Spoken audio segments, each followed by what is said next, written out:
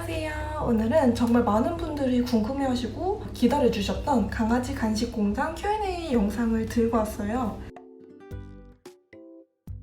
제가 일했던 공장은 NSW 하울롬이라는 곳에 위치해 있어요. NSW주지만 빅토리아주와 NSW주 그 경계에 위치해 있어서 오히려 빅토리아주에서 좀 더 가까워요. 제가 멜번에서 이동을 했는데 멜번에서 기차 타고 알버리역까지 3시간 50분 정도 걸렸고 알버리역에서 또 차를 타고 30분 정도 들어가야 하는 곳에 위치해 있어요. 오히려 시드니 중앙역 기준으로는 8시간 30분 걸리는 거리입니다. 어떻게 컨택하게 됐냐는 질문도 정말 많이 받았는데 저는 한인 사이트에 올라온 모집글 보고 연락을 드렸고요. 카톡으로 이력서를 먼저 보내드렸더니 그거를 확인하시고 나중에 전화가 오셨어요. 전화로 일단 이것저것 간단한 질문을 먼저 물어보시고 참고로 영어 인터뷰도 봤어요. 아무래도 오지 공장에서 오지인들과 같이 일을 하다 보니까 영어를 아예 못하면 조금 곤란합니다. 이 친구가 어느 정도 영어를 할 수 있는가를 판단하기 위해서 영어 인터뷰를 보는 것 같았어요. 근데 정말 막 어려운 질문이 아니라 간단한 질문들이니까 그렇게 걱정하실 필요는 없을 것 같아요. 특히 제가 가게 된 포지션에는 한국인이 아예 없었어요. 저랑 친구랑 둘이 배정을 받았는데 한국인은 저희 분이었고 다 외국인이었어가지고 처음에 들어가서 업무를 설명받고 하는 건 당연히 다 영어였고요. 그래서 어느 정도 영어를 이해하고 커뮤니케이션 할 수 있는 능력은 필요한 것 같아요. 너무 잘할 필요는 없지만 대충 알아들을 수 있는 눈치가 있으면 되지 않을까 싶습니다. 다른 파트의 경우 한국인들이 이미 많이 있는 곳도 있기 때문에 그런 곳에 만약에 배정을 받으신다면 업무를 이해하고 하는 데는 영어가 그렇게 필요하지는 않을 것 같은데 그거는 전화 인터뷰 때 매니저님이 보고 판단하시겠죠? 집은 따로 구할 필요가 없었던 게 매니저님이 운영하는 유닛이 총 7집이 있어요. 독방이 130불, 2인실이 110불, 3인실, 마스터룸이 100불이었어요. 저는 정말 브이로그에서 언급했듯이 일하는 것도 중요하지만 쉬는 것도 정말 중요하기 때문에 회사와 집과의 거리를 정말 중요시한단 말이에요. 근데 공장이랑 이 유닛이랑 차로 5분 거리였기 때문에 이 부분은 정말 좋았던 것 같아요.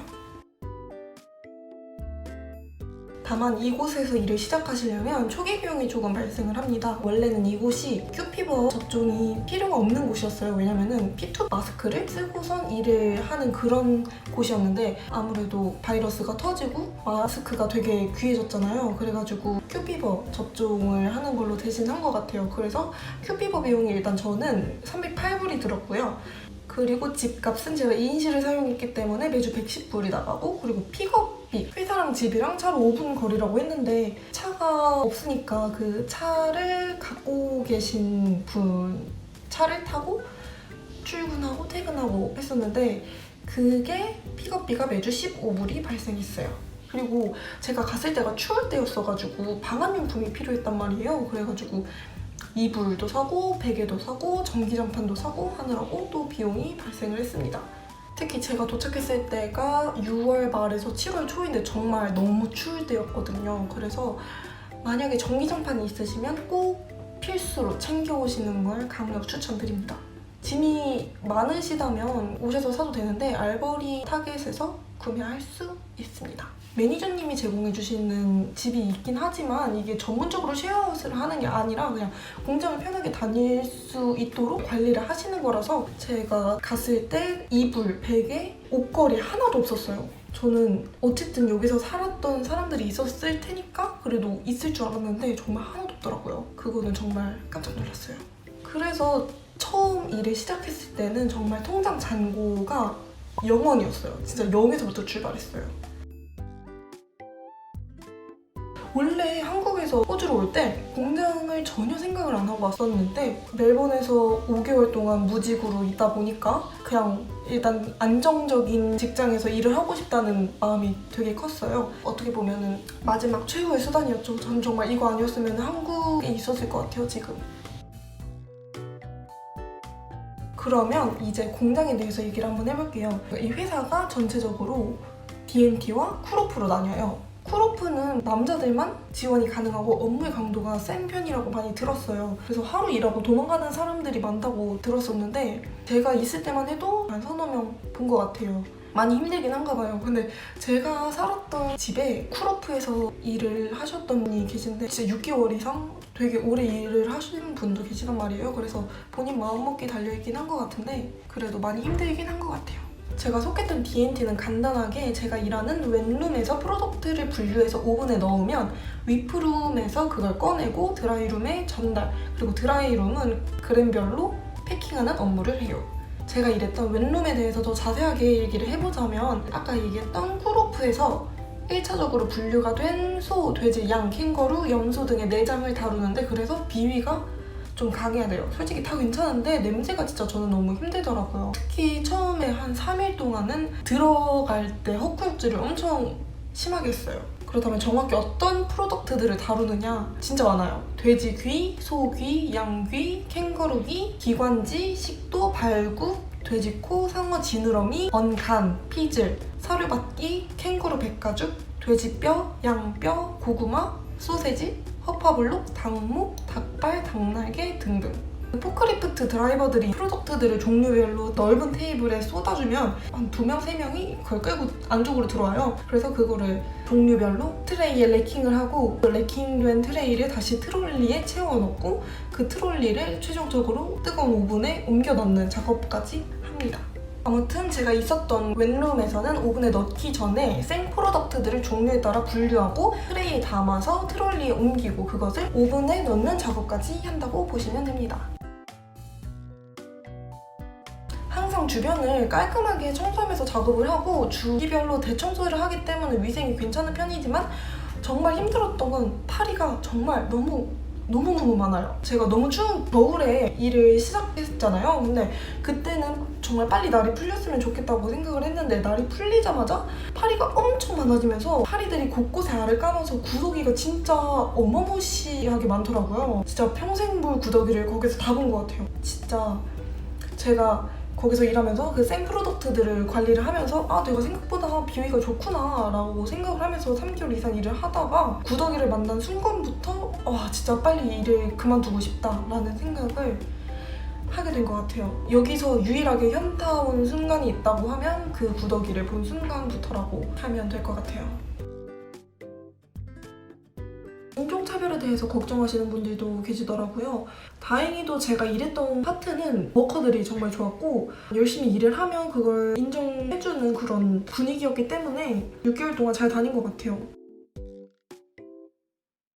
쉬프트는 제가 가기 전에는 주 5일이 당연하고 토요일 추가 근무가 그렇게 자주 있는 편이 아니었었나 봐요. 근데 저는 가자마자 토요일 추가 근무가 있었고 그게 계속 있었어요. 6개월 근무하는 동안 토요일 근무 안 한 날이 딱 2번 있는데 한 번은 팀 리더가 2명 있는데 그분들이 약간 쉬고 싶었던 것 같고 그리고 또 한 번은 제가 7월부터 12월까지 다녔는데 그 12월이 약간 일이 많을 때예요. 어느 공장이든 아마 일이 많을 거예요. 그래서 주말 오버타임 말고도 평일 오버타임도 있었단 말이에요. 평일에도 기본 8시간 이외에 2시간씩 오버타임을 했었어요. 처음에 평일 오버타임을 시작했을 때는 주 5일을 2시간씩 추가 근무를 한 워커들에 한해서는 그 주말에는 쉬게 하는 그런 게 있었단 말이에요. 그래서 그때 또 한 번 쉬고 그렇게 해서 총 2번을 쉬었었어요, 토요일에. 근데 나중에는 평일에 2시간씩 오버타임을 하고 나서도 주말에도 또 일을 시키더라고요. 물론 강제는 아니고 그 전에 항상 물어봐요. 저는 진짜 독했어요. 진짜 한 번도 빠짐없이 했어요. 그렇게 평일 오버타임에 주말 오버타임까지 하고 나서는 진짜 힘들더라고요. 주 6일 아무나 하는 거 아닌 것 같아요. 그래서 총 139일을 일을 했고요. 그렇게 해서 총 번 금액이 26,783불이네요. 지금 환율이 또 많이 올랐어요. 그래서 지금 환율로 계산을 해보면 2,273만 8천이니까 약 22,074만 정도 되는 것 같아요. 심지어 6개월 다 채우지도 않았어. 왜냐면은 12월 말 앞두고 시드니로 왔거든요. 아무튼 이렇게 1년을 일했다고 생각을 하면은 4,500 정도 되는 거잖아요. 호주에서 돈을 많이 벌어가고 싶으시다면 저는 확실히 공장이 좋은 것 같아요. 왜냐면 농장은 아무래도 그 천재지변에 영향을 받기 더 쉽잖아요. 그래서 쉬프트가 잘리는 경우가 많다고 하더라고요. 그런데 공장은 상대적으로 좀 덜 하다 보니까 쉬프트가 안정적이고 그래서 돈을 벌기는 더 좋은 것 같아요. 물론 농장도 공장도 케바케긴 하겠지만 제 생각은 그렇습니다. 자, 그럼 정리하는 의미에서 제가 생각하는 이 공장, 특히 제가 일했던 왼룸 파트의 장점과 단점을 말씀드려볼게요. 일단 장점은 안정적인 시프트, 일과 휴식의 밸런스. 물론 저는 좀 일을 많이 한 케이스긴 하지만 충분히 본인이 조절이 가능하다는 거. 그리고 강도가 높지 않고 비교적 깨끗한 환경인 편. 그리고 네 번째, 코워커들이 프렌들리했고요. 그리고 다섯 번째, 돈을 많이 벌어. 그리고 여섯 번째, 안정적인 페이 지급, 돈이 밀린 적이 없어요. 일곱 번째는 집과 공장의 거리가 가까움, 차로 5분 거리. 여덟 번째, 세컨 비자 취득 가능 지역. 그리고 아홉 번째는 공장의 복지가 좋아요. 그리고 열 번째, 오지 공장이라서 영어를 쓰는 환경. 그리고 마지막 11번째는 은근 시간이 빨리 가요. 약간 단순 반복 작업이라서 저는 좀 시간이 느리게 갈 줄 알았는데 뭐 하나 집중해서 그냥 하다 보면 시간이 훅 가 있고 그렇습니다. 은근 빨리 가요. 단점은 핏물과 오물이 얼굴에 엄청 튀어요. 그래서 그게 굉장히 찝찝합니다. 그리고 피부도 엄청 상해요. 저랑 제 친구랑 또 같이 들어갔던 일본인 친구가 한 명 있었는데 걔는 가뜩이나 피부가 예민한 편인데 그래서 정말 피부가 엄청 뒤집어진 거예요. 그래서 걔도 6개월 계약을 하고 왔지만 그 피부 상태 때문에 도저히 안 돼가지고 3개월인가 4개월인가 하고선 그만뒀어요. 근데도 그게 피부 회복이 안 돼서 일본으로 돌아갔다고 합니다. 그래서 만약에 오게 된다면 마스크팩은 좀 넉넉하게 가져오는 걸 추천드려요. 진짜 피부가 엄청나게 상해요. 그리고 두 번째는 냄새.